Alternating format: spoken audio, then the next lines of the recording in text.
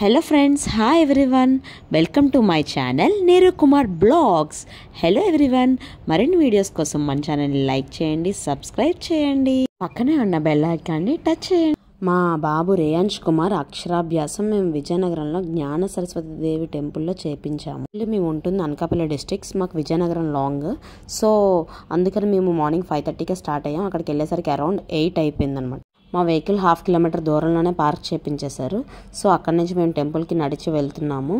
ఇక్కడ నేను చూపిస్తున్న విధంగా తర్వాత అక్కడ భక్తులకి ఎటువంటి ఇబ్బందులు లేకుండా అన్నప్రసాదం కూడా రెడీ అవుతున్నాయి. మధ్యాహ్నం ఇక్కడ అన్నసంతర్పణ ఉంటుంది, సో అది ఇక్కడ రెడీ అవుతున్నది. అండ్ నెక్స్ట్ కొంచెం ముందుకెళ్తే చాలా రష్ ఉంది. గుడిలోకి వెళ్ళేసరికి వెళ్ళటానికి అసలు ఖాళీ కూడా లేదు. ఇంత రష్ అంటే అసలు మూవ్ అవ్వటానికి కూడా ఖాళీ లేదనమాట, అంత రష్.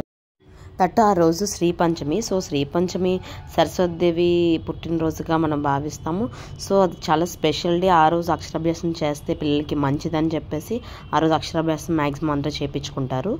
ఇక్కడ మెయిన్గా అబ్జర్వ్ చేసిందంటే పోలీసులు ఉంటారు, ఆల్రెడీ పోలీసులు ఉండి అన్నీ చూసుకుంటారు. బట్ పోలీసులతో పాటు ఎన్సీసీ క్యాడెట్స్ కూడా ఇక్కడ సర్వీస్ ప్రొవైడ్ చేస్తున్నారనమాట.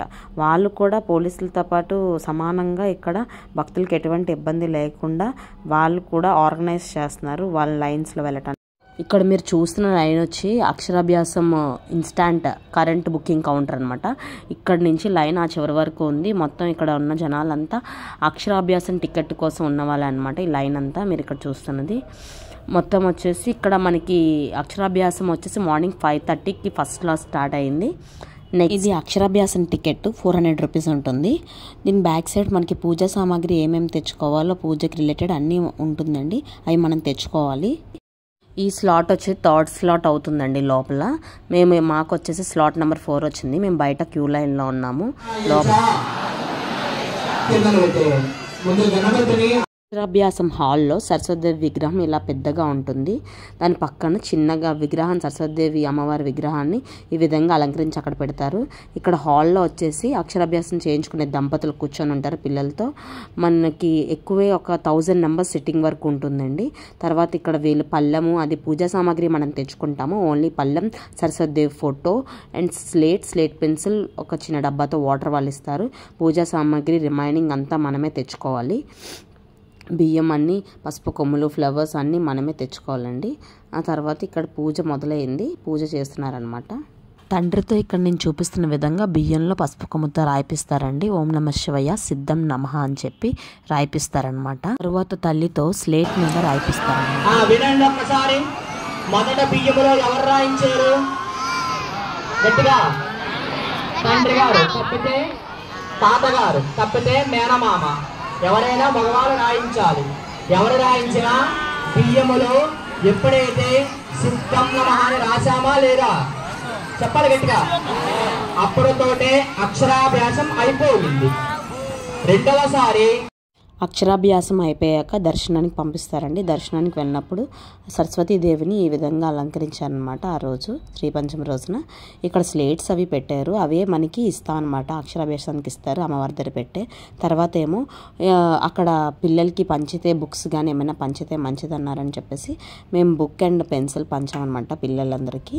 అక్కడ మా పాప బాబుతో ఇప్పించాము. తర్వాత అక్కడ బుక్స్ అన్నీ ఇచ్చేసాక మేము అక్కడి నుంచి బయటకు వచ్చేసరికి ఇక్కడ మనకి తులాభారం మండపం అని ఉంటుంది. సో అక్కడ ఏంటని చూస్తే అక్షరాభ్యాసం చేయించిన పిల్లలకి తులాభారం కూడా చేయిస్తే మంచిది అని చెప్పారు. సో మా బాబుకి చేయిద్దామని చెప్పేసి ముందుగా అక్కడ వెయిట్ చెక్ చేశారు.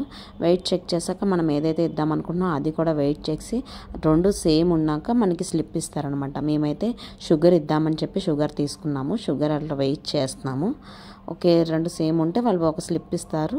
ఇప్పుడు ఆ స్లిప్ పట్టుకొని ఇక్కడ పంతులు గారికి ఇస్తే ఆయన గోత్రనామాలతో మనకి ఇక్కడ పూజ చేసి పిల్లలకి మొత్తం అందరికీ పూజ చేసి మనకి ఇక్కడ అక్షంతలు వేస్తారనమాట.